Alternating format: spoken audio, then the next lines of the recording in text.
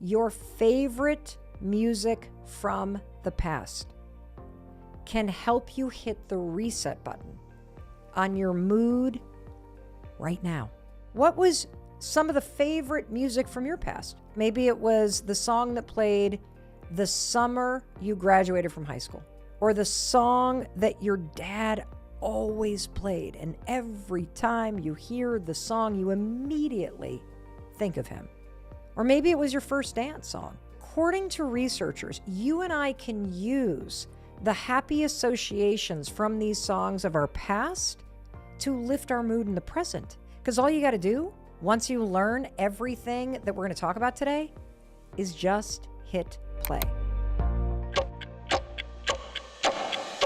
Hey, it's your friend Mel, and thank you for being here with me. And I want to just acknowledge you for taking time to listen to something that could improve your life. If you're a new listener, I also want to welcome you to the Mel Robbins podcast family. I'm so glad that you're here. I'm Mel Robbins, and I cannot wait to share this time together with you. And today, you and I have such a cool topic to talk about. We're going to talk about this incredible research related to music and how you can use music to hack your concentration, your mood, to prime your brain to learn. There's even certain kinds of music that will help you focus and sleep better. And research even shows that a certain type of music at a certain frequency can help you heal. I mean, how cool is that? This is way better than learning how to juice a lemon, because the research that you're going to learn today is going to help you squeeze more juice from your entire life and from your brain. You're just going to love this, because all you got to do once you learn everything that we're going to talk about today is just hit play.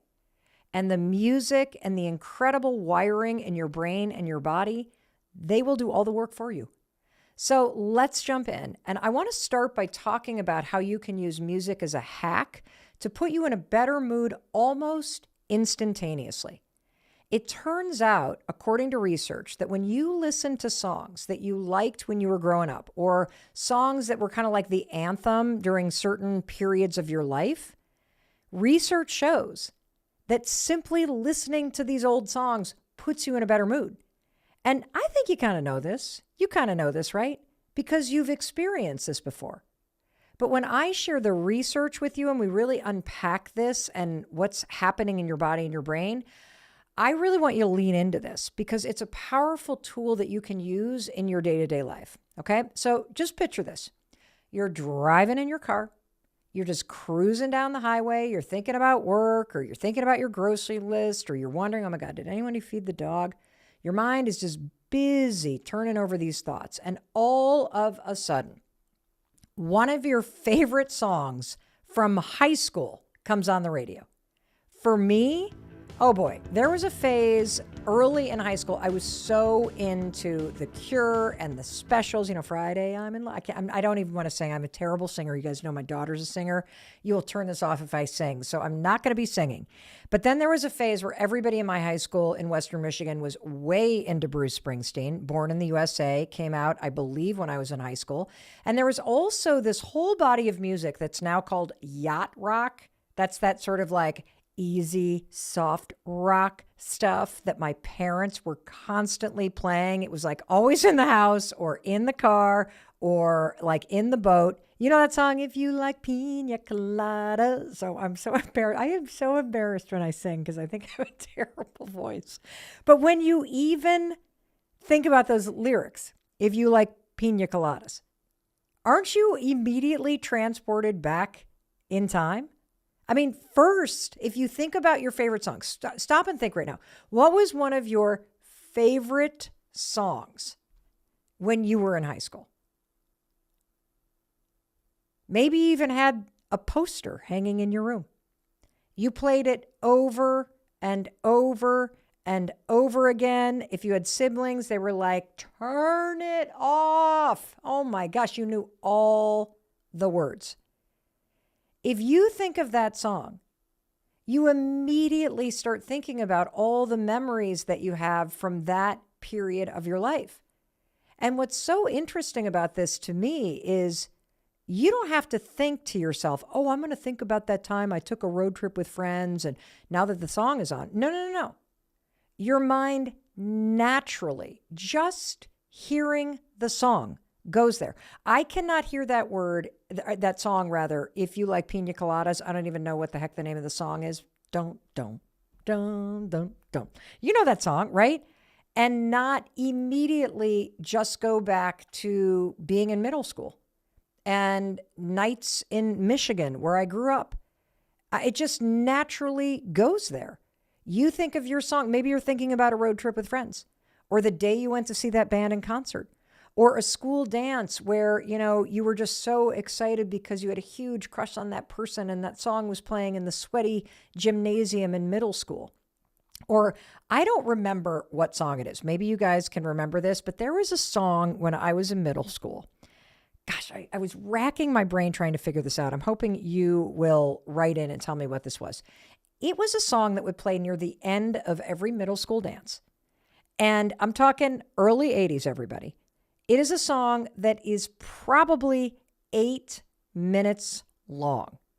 And this song would come on, and so help me God, I cannot remember what it is.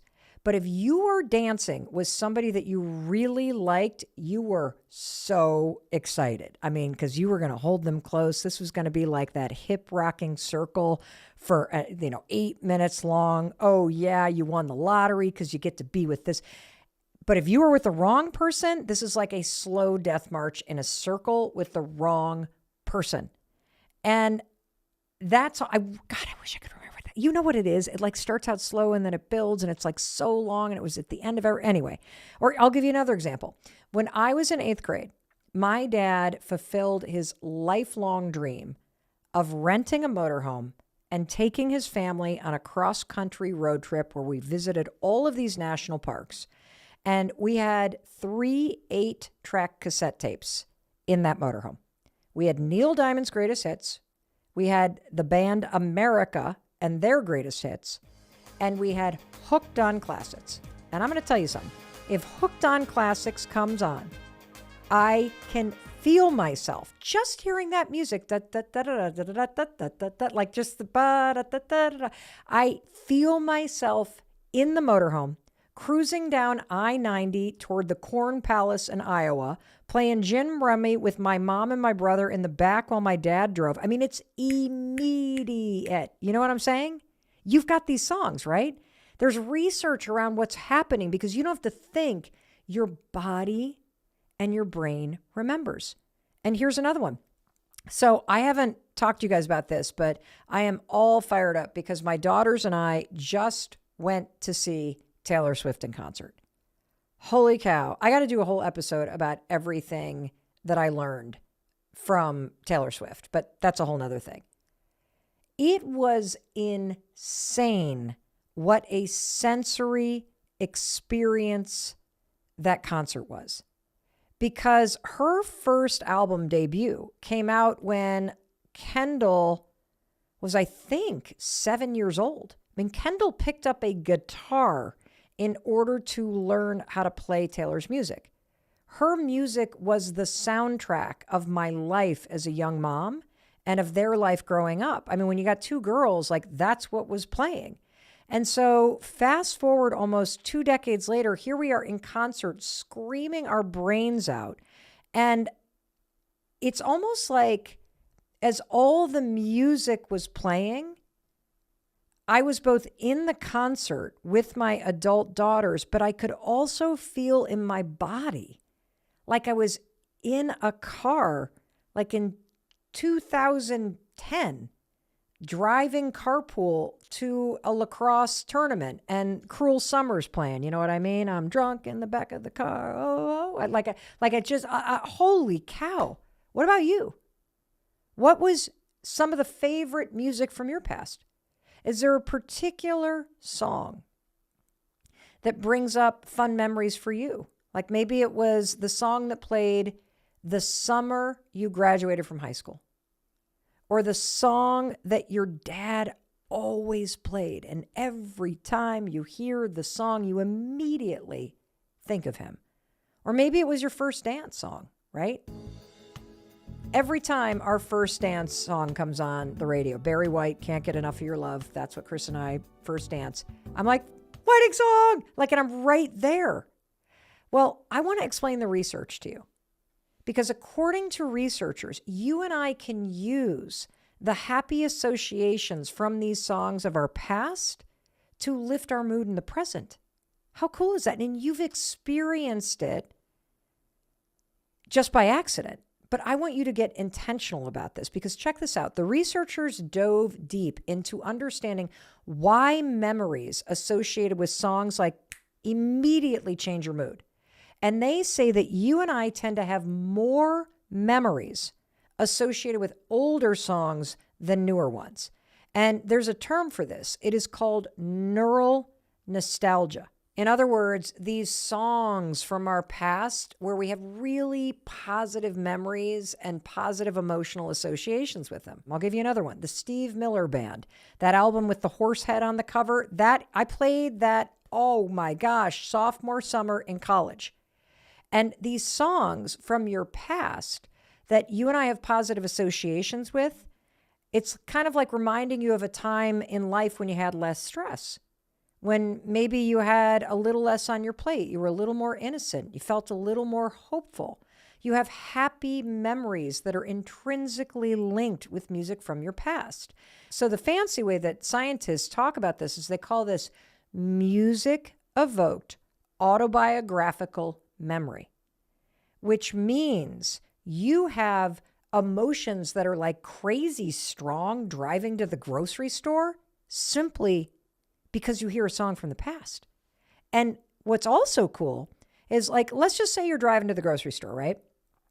And all of a sudden, the song that was the defining song of your high school summer or your college years or being a young parent or being in your 20s in the city, all of a sudden hits the car.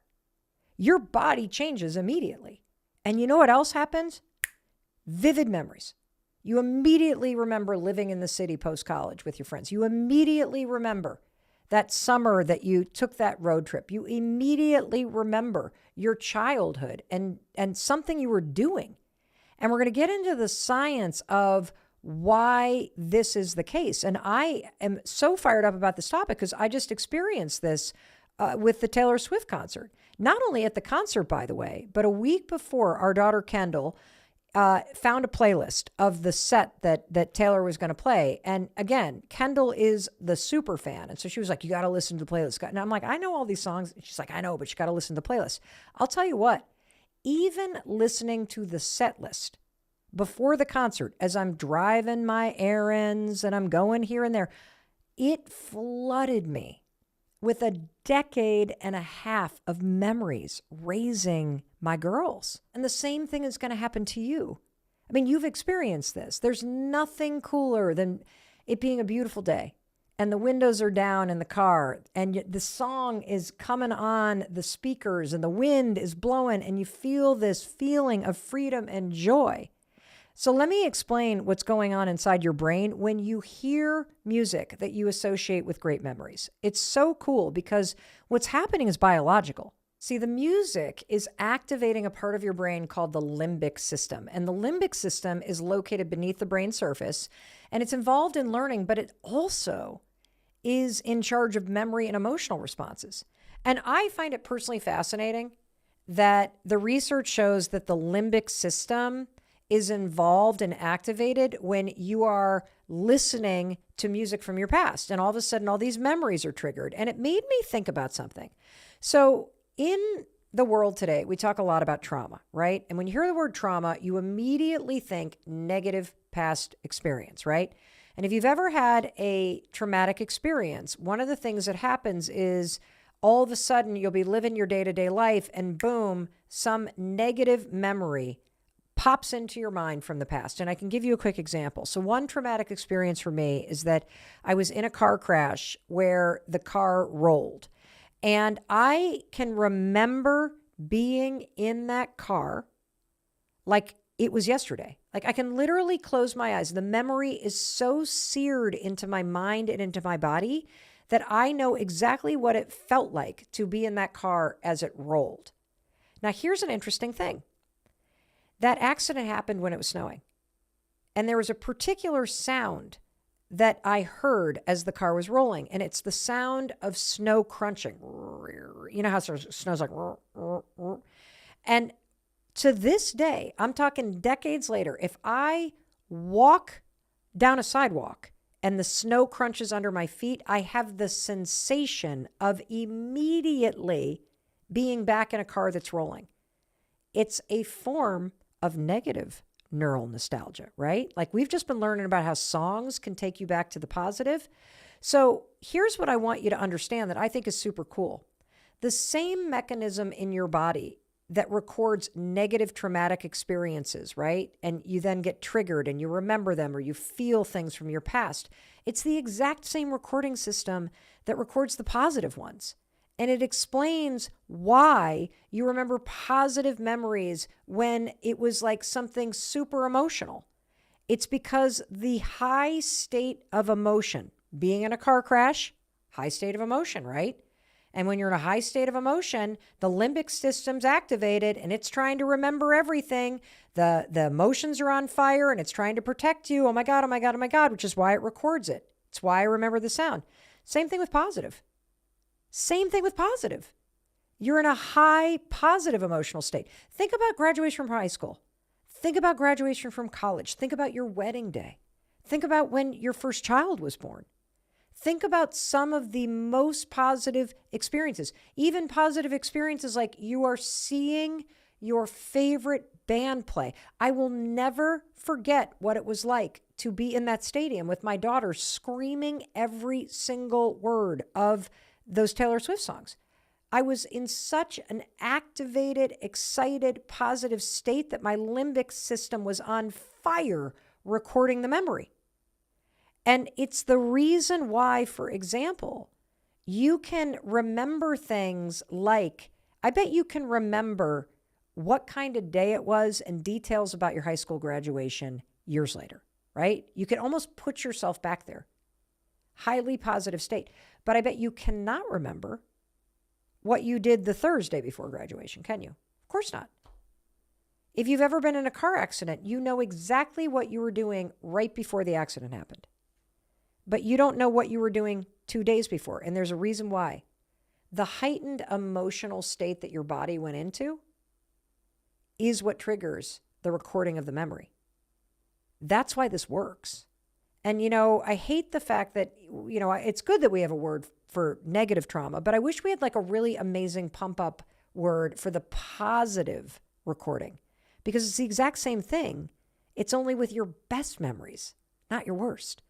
And what this research is telling you is that this neural nostalgia that gets created because of the heightened emotion and also repetition, that's also part of the research when it comes to the encoding of these memories. And you listen to the song over and over and over, and you're having these happy days, and it's the best summer of your life, and oh my God, that it's the heightened emotion that locks in the memory. That's why this works. Isn't the science so cool? And this explains why neural nostalgia is such a hugely cool thing and can be a remarkable tool for you to help you lift your mood or to help you change your mindset. Because that song that you heard at one of your favorite concerts? Boom, it can put you right there. Like for example, for me, one of the best concerts I have ever been to in my entire life, 2017, Gillette Stadium, U2 Joshua Tree album tour. All I have to do is hear the opening riff of the first song on U2's Joshua Tree album. What is it? Streets Have No Name? I don't even know the name of the song, but I know the riff. Like the guitar starts playing and all of a sudden it like accelerates. Incredible song. And I'm transported to Gillette Stadium, July 2017. And a funny story about that tour, right before the concert, I happened to be giving a speech in Vegas to 27,000 people. And I was standing backstage, one of the biggest events that I'd ever spoken at. And the whole setup and the production for that event, 27,000 people, was unbelievable. And the guy who was working for the production company who did the event in Vegas that I was speaking at also happened to be the production company that was doing U2's tour. And he told me the story about the fact that it was the first time, if any of you ever saw that tour, it was incredible because U2 played in front of this massive, like IMAX size screen. And it was the first time that anyone had ever done a tour with a screen that size. It was 8K resolution. It was 200 feet by 40 feet tall cinematic screen. It was the largest high-res screen at a touring show ever. And he told me the funniest story. He said that a few years before the Joshua Tree tour, U2 had signed a contract to do a stadium tour. But the album that they were planning to tour wasn't ready. So they had to scramble because they had booked all the stadiums, and they decided to just do their most popular album of all time, like front to back, cover to cover. I mean, absolutely incredible. And I don't know if it's a true story or not. It's just the one that he told me. And I got to tell you, it was one of the best nights of my entire life. And I'll tell you why. Joshua Tree, the album, was released March 9th, 1987. Which was the spring of my freshman year of college. I played that album until the needle broke on my record player. I mean, it was the album of my college experience, and so many other people too. In fact, at the concert in 2017, it was like crazy. There was a huge thunderstorm, and right before U2 came out, the sky broke open and the sun came down, and then all of a sudden that first song played and the 200-foot cinematic screen started running the music videos that had played on MTV back in the day. And I looked around, everybody there was my age. It was like the world's biggest college reunion, all of us who had been freshmen in 1987. It was magical. It was iconic. But here's the part I want you to hone in on. Your favorite music from the past can help you hit the reset button on your mood right now. Simply putting on one of your favorite songs from high school, from college, from your childhood, from another time in your life that reminds you of a really good memory. The second you hit play, your mind and your body does the work. It changes you. And as we go further and further into this topic of using music as a hack, you're going to learn the science. It's absolutely insane how this works. And I want you to understand this because whenever you're stressed or you're feeling really low or you're having a bad day or you're feeling isolated or alone, I want you to be able to use this tool. I don't want you to just listen to me today as you're taking your walk or you've invited me into your house or your car or you're watching me, on the TV if you're on YouTube. I don't want you to just nod along and be like, yeah, I've experienced this, Mel. I know exactly what you mean. And I know exactly what my song is. Because these songs that transport you are a hack and a tool to make your life better. I want you to make a playlist. Because anytime that you want to shift in your mood, you don't have to wait for lightning to strike. You can put a song on that you love and you can let the song do the work.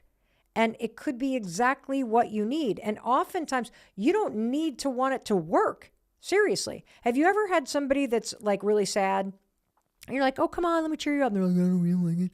And then all you do is you put their favorite song on.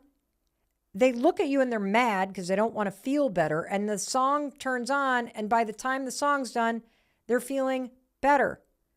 That's why this is such a great hack, because you don't have to feel like it. You just have to put on the music that will lift your mood. And this is for when you want an immediate shift. I want you to consider this research when you're feeling like, I don't know. Put the song on and let the research and your brain do the work for you. In fact, I've got a little hack for you. If you ever want people to help you do the dishes, all you got to do is play music. My trick is I've got this disco playlist that I use to make people help me with the dishes. Yep, you have a big dinner party, you got your family around, you got a backyard barbecue. Boom, hit the disco playlist. Mine begins with YMCA. And you people like young men, da da da da da. Like when that starts playing, People cannot sit at the table while you're bussing. Everybody starts picking up their plates and sort of wiggling toward the kitchen, and you will all of a sudden have put on a playlist disco that activates brainwaves inside of everybody, and now they're moving and they're grooving and they're motivated and they're helping you, and it becomes a dish party instead of a chore that you have to do. So I want you to use this to your advantage, and here's how. Number one, make a playlist in advance. When you're done listening to this, please make a playlist. Remember back in the day, if you're in your 20s, you probably did not do this, although maybe you make playlists for people. You probably make playlists for people. Well, being 55 years old, I remember making mixtapes for other people that I loved. Remember doing that? Where you would have one of those fancy stereos that had a double cassette player, so you could stop, play, record, stop, and you'd have to, do you remember that? I remember being so psycho about it. I remember actually trimming and doing hand edits on this at time. And so when you made a playlist, what were you doing? You were trying to communicate emotion to somebody. This is how I feel about you. I made this gift for you. When you make a playlist for somebody today, you're doing the same thing. Make it for yourself. Make a playlist of your favorite old songs. And here's another hack. You can create the playlist and not fill it yet. So I've got all these playlists. I'll talk more about this. And if you're just randomly listening and a great song comes up, just add it to the existing playlist. And you can label them based on your mood. My hype playlist, my I'm feeling down, pick me up playlist, my high school favorite songs playlist. And those tunes will get your mood up. And you want to know how you know that this research is true? Look at Spotify. They have playlists that are marketed to you based on mood. Confidence, sunny afternoon, fun barbecue. They know what they're doing. They know the science. So you use the science too. Your playlist should be made to put yourself in an uplifted mood. You can shake off a bad day and you can tap into, now you know the fancy word, neural nostalgia, but you always knew that this was there. Now I just want you to use it. All right, that's hack number one. So now I want to move into the next way you're going to use music as a hack. And there's this really interesting area of research in the role that music can play when it comes to priming your brain so that you perform your best. And the way we're going to dig into this is that we're going to cover two different types of music. First up, we're going to unpack music that you can listen to, and should listen to, by the way, before you're about to do something, okay? So you can think of this first type of music in the research kind of like priming your brain. You're getting ready to do your best, okay?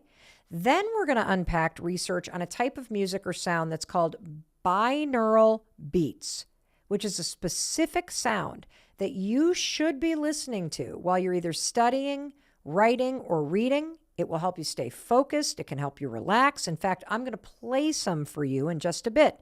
And I'm so excited for you to know this, which is why I want you to share this with everyone who wants to perform their best, because this hack and this research you're about to learn is a total game changer.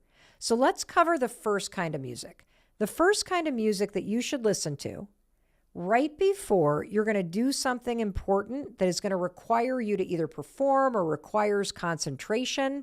This kind of music I want you to think about is like your personal walk-on music.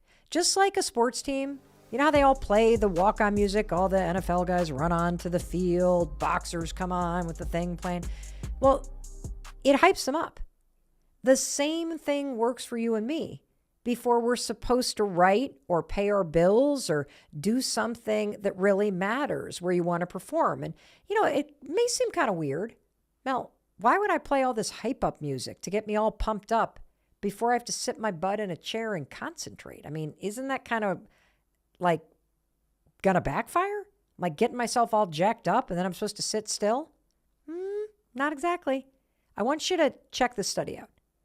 This study proved that what they call, quote, familiar energetic music, researchers say that when you listen to this sort of familiar energetic music, which basically means hype music that you like, they say that it delivers performance gains inside you and puts you into a state of peak performance and focus. So I'm sure you're thinking, what the heck is familiar, energetic music? It's just music that you listen to that energizes you. For me right now, my playlist, it's like Lizzo, Dua Lipa, like anything that's like, okay, I got to get up and dance. And this is different than the kind of music that you and I were talking about earlier, right? Like kind of think about U2 from 1987 versus Dua Lipa. Very different kind of music, right? The neural nostalgia music from U2 or that Pina Colada song, right, that reminds you of your parents, that's about triggering emotion. That's what that hack is about. That's about transporting yourself from one emotional state to another. Whereas this second hack and research is about using this sort of hype music and walk-on song idea to prime you energetically. And let me explain the research because it's actually kind of incredible. This is a study that they did at NYU's Tandon School of Engineering. And so, it's an engineering study. Like they actually kind of tallied it. They were fastidious about it. And sure enough, this study lasted 6 years. In the study, scientists asked people to put on wearable tracking devices, kind of like a Fitbit. And then they were part of the study for 6 years. So the scientists have 6 years of data to back this up. I mean, this is a deep study on human behavior. And they measured brain activity as people did things like drink coffee or sniff kind of a stimulating aroma like a perfume. And also they measured brain activity when you listened to different kinds of music. So check this out. After 6 years, the research found that energetic music, I'm talking whatever floats your boat. You like EDM, you like country, you like Dua Lipa, doesn't matter. Whatever gets you like going, right? That when you listen to that kind of energetic music, it measurably alters brain arousal and altered it even more than other things that were measured in the study, more than coffee. So why on earth is kind of hype music that you love more effective at priming your brain than coffee? Well, check this out. This is where the science comes in. It's because of something called the beta band in your brain. So brainwave activity in this area, the beta band, puts you into a state associated with peak cognitive performance. And music increases activity to this beta band area. And you felt this, haven't you? Like you've got a big meeting or an interview, you put on a hype song. And when you walk in, don't you feel better? Of course you do. So if you need to be on top of your game today, maybe you need to memorize something, or maybe somebody that you love needs to get a really good grade on the psych exam, or let's say you're getting close to work, or you're on your commute right now as you're listening to me. Instead of just dragging yourself into the office, another day, as you're walking the last few blocks or you're driving in the last couple miles, put on one of your favorite hype energetic songs. Don't drag yourself in. It's not just another Monday. Do you know that the best weeks of your life all started with a Monday? So let's turn on the music and let's pump yourself up. You can sing along. And this is also why I really do want you to share this episode with people in your life, particularly people who are taking tests, whether they're sitting for board exams right now, or they're taking their real estate license, or they're just trying to, not fail out of high school. You all need to hear this. Before an exam, you got to block out the world and all the anxious energy, and you got to put your headphones on. And as you're walking into the school or you're walking into that test center, do not let that outside energy into your brain to distract you. You got to walk into that test like a boxer in a ring and destroy this freaking thing. And I want you to use the science. I want you to activate the brain waves in the beta band. I don't even know if I'm saying it correctly, but I want you to activate the science and use music to prime your brain into a state of peak performance. And simply using music and this research will get it done. And you know what's so cool about this? Is that music is practically free. I mean, you can change your mood. You can increase your clarity and focus and activate a peak performance state by hitting play and simply listening to some of your favorite songs. And, you've seen pro athletes, haven't you? You know what they do? Like if you ever see like tennis players, haven't you noticed they sometimes put on headphones? Have you ever noticed that people sit on the sidelines with headphones? Why? So that they can get themselves back in like that headspace of winning. And, I got to share this thing with you because I think this is kind of cool. And it just shows you the power of this research and using it in your life. So as I was digging into the study, and we always read the studies and dig in and make sure that it's something that's legit and peer reviewed and something that you can really feel confident and trust. And the scientists worked on this study, get this, for over 6 years, which means they have 6 years of data to back up this finding and recommendation. I mean, we're talking about a deep, validated study on human behavior. And this is what researchers were saying in their conclusions on a scientific study. There's always a conclusion at the end of, like a major academic study where the researchers kind of give you their findings and they may even, talk about what studies need to be done next. And researchers in this study were blown away by the possibility. They were so excited by the findings that I'm sharing with you. This is a quote of what the researchers of this study said. Wouldn't it be great if we could live in a world where we could use simple things that are available to us to change our states of mind from angry to more peaceful, or from afraid to focused and alert? Wouldn't life be so much better? Of course it would. And it would too. I want that for you. And that's why I love bringing you these little science-backed tips that can help you do exactly that you have access to right now. In fact, so many of you that are fans of the Mel Robbins podcast around the world, you're writing in and you're like, how do I change my mindset? How do I stay positive? How do I be more optimistic? And I am sitting here telling you, this is a tool. It's in your tool chest right now. And what's also so cool is that the Mel Robbins podcast, which is helping you improve your life, is adjacent to this tool right on your smartphone. Because if you're listening in audio, whether you're on Spotify or Apple or Amazon Music or whatever, you can also listen to music in that same app. And so that means you're like, boop, one click away from building a playlist and tapping into this research, whether you're going to use the neural nostalgia to immediately transport you to happy memories and a lifted mood, or you're going to use this research around what I'm calling the hype music and the beta band in your brain to put you in a state of peak performance. 2 different playlists, profound research, immediate results. All right, now I want to introduce you to a second type of music that's called binaural beats.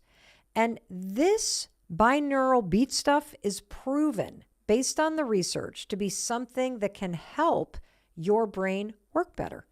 The research has shown that binaural beats help you focus, relax, they can help you sleep better, be more creative, do deep thinking for problem solving, or creating new ideas. In fact, listening to binaural beats, which is a specific type of soundtrack, is extremely popular here with a lot of the producers on the Mel Robbins podcast. So what is this thing that is not really music, this binaural beats thing, but can help your brain get into a state of focus, calm, or creative thinking? Great question. So I'm going to play a track for you right now, little excerpt, so that you can understand what it sounds like. And then I'm going to explain the science of binaural beats. And look, I'm going to warn you, sounds a little weird, okay? It almost sounds like there's a fluttering in the background. Check this out.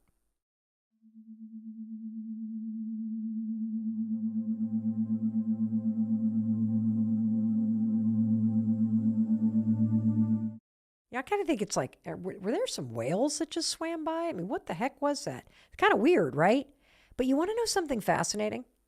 If you Google binaural beats or you search for it on Spotify or Apple or Amazon Music, you will find all kinds of playlists curated with this specific kind of sound. This stuff is really popular. And there's kind of two ways you can use it. You can either use it while you are trying to do something. So you actually put the headphones on and you listen while you're trying to focus or concentrate. Or you can use binaural beats as a way to get yourself ready. And so you can listen to it before you need to focus or concentrate. So let's dig into the science of this kind of whoa, a kind of weird sound, right? So binaural beats are what scientists call an auditory illusion. And here's how they work. They work by putting your headphones on. And headphones are really important here because you need to experience binaural beats with individual sound coming into each one of your ears. Plus, if you play this weird whale song stuff over the speakers, your family's going to be like, you lost your mind. So once you have your headphones in, what's so cool is the binaural beats track does the work with your brain. And I want you to understand what's happening as you listen to something like this. So let me play a small clip again.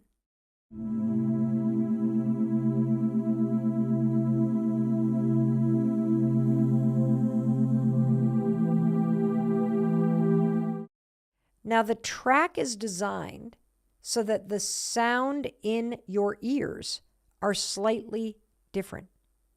So there are two notes that are almost the same, but one note is coming into one ear and it's a little higher pitch, and the other note that's coming in the other ear is a little lower pitch. And your brain then takes in these two different notes and then mixes them together.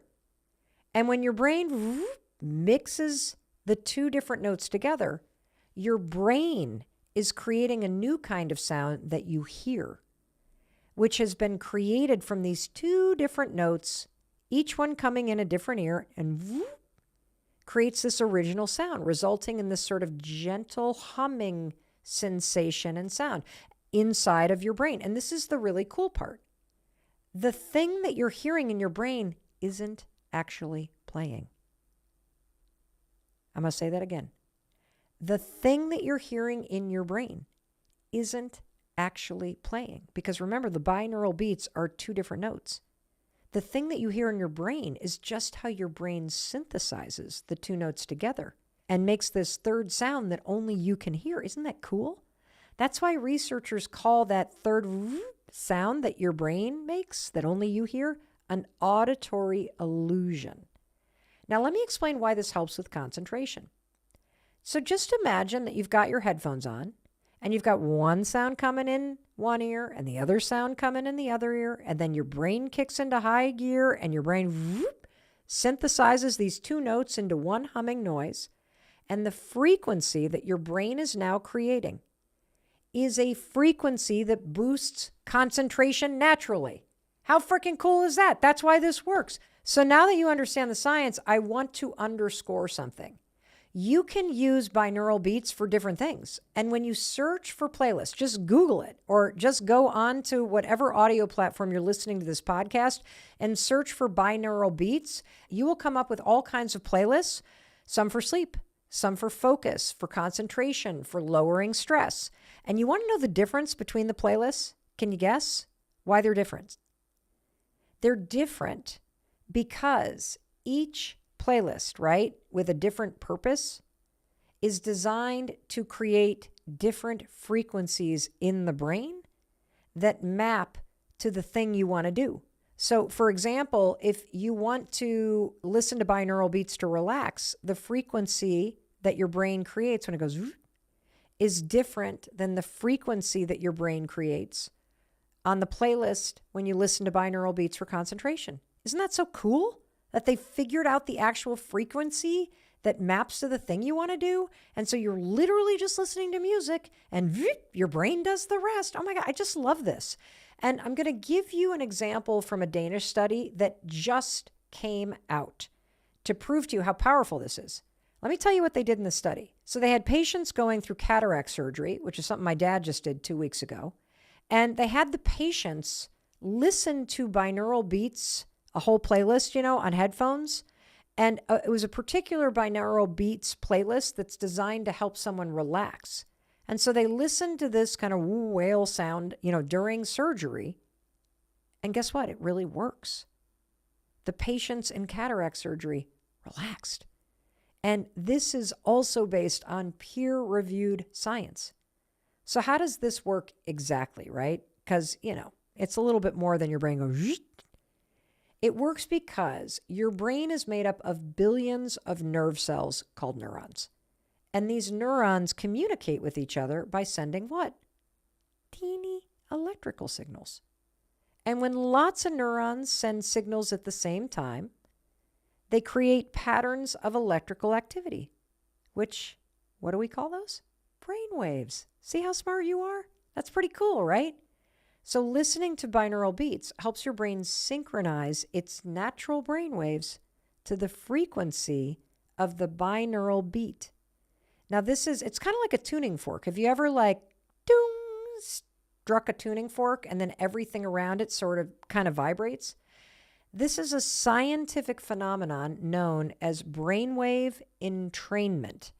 So by listening to binaural beats, one frequency in the left ear, one frequency in the right ear, your brain is now synthesizing into a third frequency. It's almost like the binaural beats helps you calibrate the electrical activity in your brain to be at a prime brainwave, to be able to focus or concentrate or lower stress. And, you may be thinking, well, why would I want to entrain my brain? I mean, is this really legit, Mel? Yeah, it's not only legit, but the science is actually really, really cool.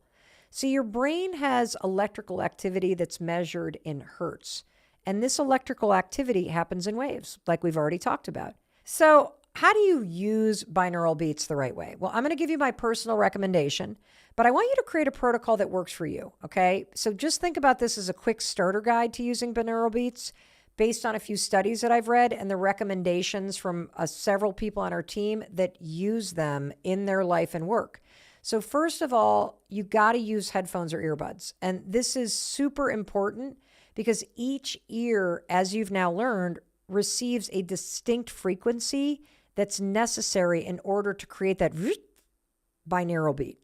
Second, when you first do this, find a quiet and comfortable place where you're not going to be disturbed by anybody or distracted by people moving around you. And that will help make the binaural beats more effective. Third, I don't want you to crank the volume, like you're trying to blast it for everybody on the beach to hear. Set the volume at a really comfortable level for you, okay? It shouldn't kind of be rattling, just loud enough to hear the beats clearly, but not so loud that you start to feel a little agitated. Fourth, listen to at least 15 to 30 minutes per session. Now, longer sessions, some of the research says may be more effective, particularly if you're trying to relax or you're trying to use binaural beats to help you fall asleep. And, it's really personal preference whether you listen to a track before you have to concentrate and focus, or if you want to listen to the track while you're having to concentrate and focus. I would recommend trying both out and just actually see what works best for you and your brain. And the research also suggests that listening to binaural beats as part of your daily routine makes it even more effective because your brain becomes faster at adapting to this auditory illusion. And it's literally like, boom, it's like a cue.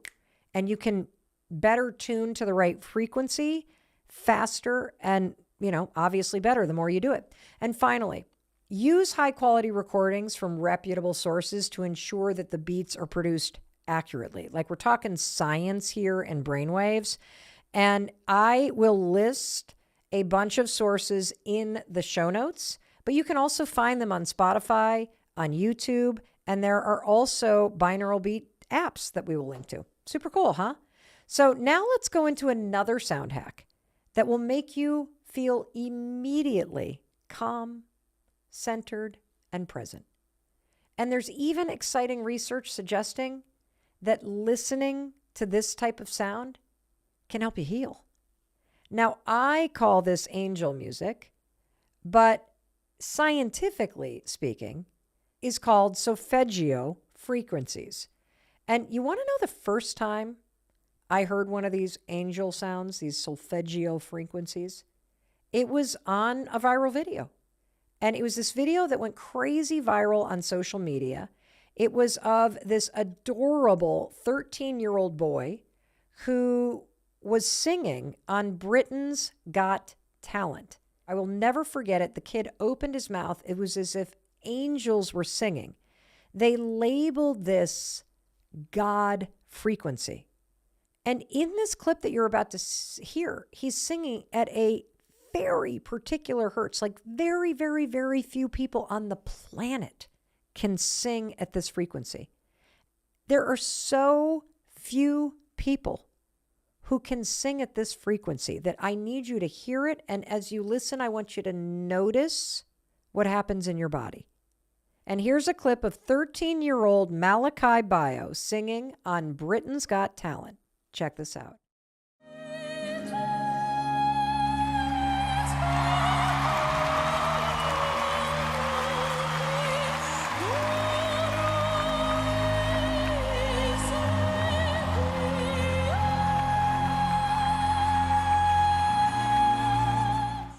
Holy cow. I mean, even Simon Cowell was blown away. He described Malachi as the best voice he'd ever heard, gave him the golden buzzer, which sent him right to the finals. The other judges said listening to him was like being in heaven. I have goosebumps just hearing his voice. This frequency can make people just automatically start crying. And you know, when I think about all the research that we've talked about today, remember the very beginning where we talked about neural nostalgia and how songs from your past literally just immediately take you to a different time? They hijack your mind and your body. Like, to me, this is almost like neural nostalgia, but it's deeper than a memory. It like hits you at a soul level. So here's what's super special about solfeggio frequencies, or as I call it, angel music, is that as soon as you hear it, your brainwaves and your nervous system calibrate to it.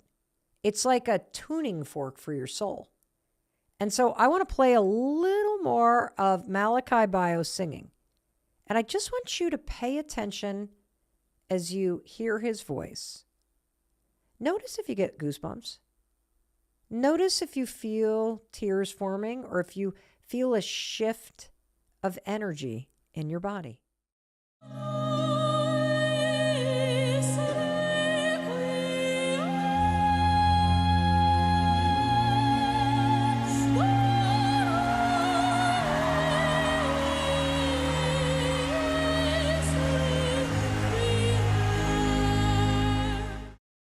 Isn't that remarkable? I mean, you felt something in your body, didn't you?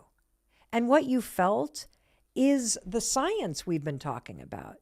You felt the power of certain frequencies of sound waves to physiologically and neurologically and emotionally change you in an instant.